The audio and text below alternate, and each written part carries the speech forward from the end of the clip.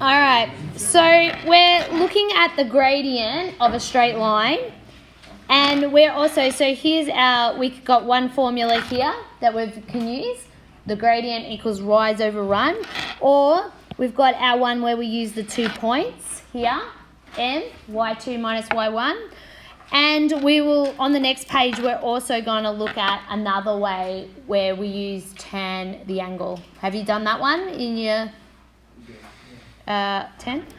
All right, so if you have a look, we're getting given 2 points again, and it's really good because it's continuing on with those other formulas where we use the same. So they've just used y2, and you can see that here. So just be careful with the minus, the signs, and keep them the same. And you obviously need to have the simplified version. Remember, exact value is a fraction. Fractions, yes? So you leave things in fractions if you're asked for the exact. Let's do this one. So they want you to find the gradient. So I'm going to use, because I've got given 2 points, I'm going to use this formula, and I know that's x1, y1, x2. So we've got 36 minus 25 over 6 minus 5. So we've got, what's that, 11? No? Yeah. What is that, boys? 11 over 1, which can be 11. And then this one, so m equals y2 minus y1. Hopefully we know this one off by heart. We've been doing this one for a while. Yes? Everyone know this one? Yeah, good. So be careful there with the minus and a minus. So I've got 64 minus 25. What's that going to be? 39. Good. And a negative minus, add negative 8 minus a minus, so that's going to be? Yeah, and we're going to simplify that to be? Negative 13. Sorry, that's a bit squashy there. Alright, so here you can see we're going into our other rule and the gradient. So can you see here on this little axis down here, see how if we set up a right angle triangle, so it doesn't matter if we take which 2 points, we always get the same angle there, yeah? We will. So what that is, see how when you do angle, see how I have the opposite side, if I know the difference between those two y's there, yeah? And then I have the adjacent side, so which a SOHCAHTOA formula, trigonometry ratio, uses O and A, tan. So we can say that tan, because we know tan theta equals O over A, so if we were trying to find the distance, yeah, couldn't you use that? You could use that to find the formula. You know that this, if you press tan and the angle, that would give you the same value as the gradient. Okay, so you might need to write that. Some people, so tan theta equals is another way to find the gradient, yeah? So if you know the angle. Alright, so we will have a look. Now, it's where the angle, you've got to be careful though. It's where the theta makes the angle with the positive direction of the x-axis. So can you see here, this is the positive, aren't you heading into positive x out here? Yeah? And there's the angle it makes. So we're looking at that one, it's that one. So what happens if you look at, what do we, next page, but let's just go back and to here.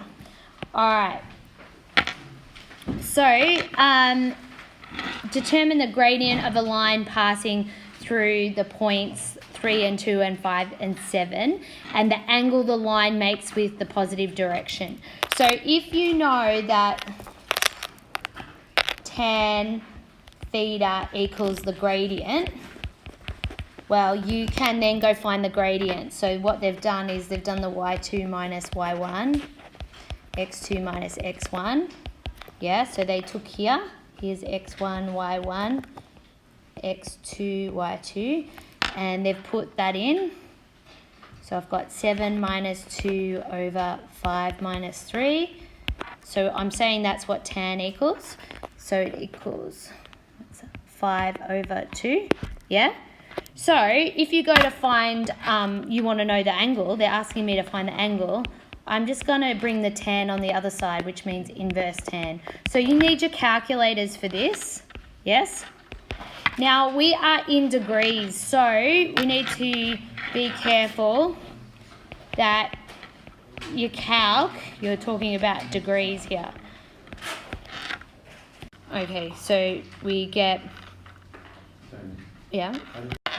So we got 68 degrees, so we might just say we use DMS on calc, yeah? Maybe down here a bit, you can see when it makes a negative 1, you're actually finding this angle. So, but if they ask what's the angle it makes with the positive direction of x, you actually want this angle in here. So when you find it, like using your normal formula, tan theta equals the gradient, what you actually have to do, can you see you have to minus it? Yeah? Because it actually, when it's a negative gradient going down the other way, you need this angle in here, not that angle. Okay? Alright, so we'll get to this. Here you can see, unfortunately, we must make an adjustment for the formula when the gradient is negative. So you're going to have to remember this when the gradient is negative. Tan theta actually is giving you the negative angle. So you need to do 180. So when you're finding your answer, what you actually do, you still go tan theta or whatever, and yeah, so you end up with this angle and you've done inverse tan and you get a little answer, yeah, whatever, of a number. And you'll get you get this to be an answer. So the way you find the answer when it's negative, you do 180 whatever you found, okay? So let's have a look here. So they've said find the gradient of the line passing through 5 and negative 3 and 1 and that. So what they've done, x1, y1, x2, y2, went through this formula, yes, and they've found out here. So what we know is the gradient is negative. Okay, so I'm still going to find out, I'm going to say tan angle at the moment equals negative 4,3. I'm still going to do inverse tan of 4 and 3.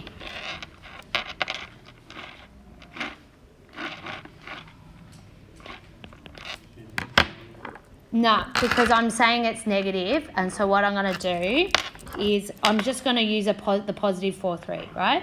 We found it was 53 degrees, therefore the answer, because it's negative, is 180 minus 53, which equals 120. 127. No. 127. Yeah? So can you see here? This is the direction. That's 127. What you found up here was 53. Okay? Yeah. Yep. I just keep using the same symbol, so we just do the same. But when it's negative, do 180 minus it. Yeah? So you don't have to worry about the negative sign except once, you just to know that you've got to do 180 minus whatever it is. All right. Okay, so let's have a look at what they're saying here. Oh, they did that there. Yeah? So, sorry, should have gone to the next page. So you found that to be 53, and you found this one to be 180 minus 53. 127. All right? Which they've done there down the bottom. All right, good. So they've got one more example, so let's do this one together. Find the angle correct to 2 decimal places need to make sure we're doing all this now. Underline it. Of the line joining 3B, comma A, 3A, comma B, and it makes with the positive direction of the thing. So let's have a look at what the gradient is first. So we've got to find the gradient, and I'm going to use y2 minus y1 over x2 minus x1. So remember what I said, I'm not going to worry if there's letters. I'm just going to do what I've been told to do, yeah? Because what else have I shown you? Nothing. So what can you do? You can only do that. So let's do it. So y2 is b, and what's a over x2, 3a minus 3b. Okay, so you want to try and make your life a little bit easier. So you're trying to get, obviously there must be a way to get through to a number, yeah? Now can you see down the bottom there's 3 in both. So can you I could factorise that to be, now what about if I took negative 3 out? Could that, yeah? Couldn't it be negative a? Wouldn't that factorise back out to this? Yeah? So is that the same as this? This could be written as b minus a. And couldn't I write that one as b minus a2? I've just moved them around, yeah? So once I do that, what could I do now? So there's one of them and there's one of them, yes? So what does that equal? 1 over negative 3, yes? So we have found the gradient and it is negative. All right, so now, remember, because they want you to find the angle, doesn't it?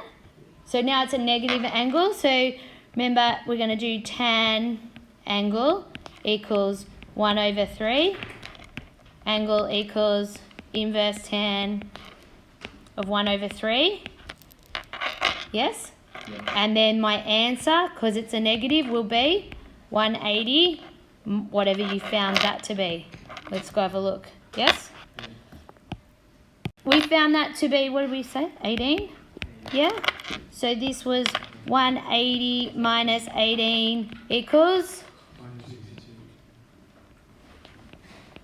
Sorry, there we go. All right, so you got it.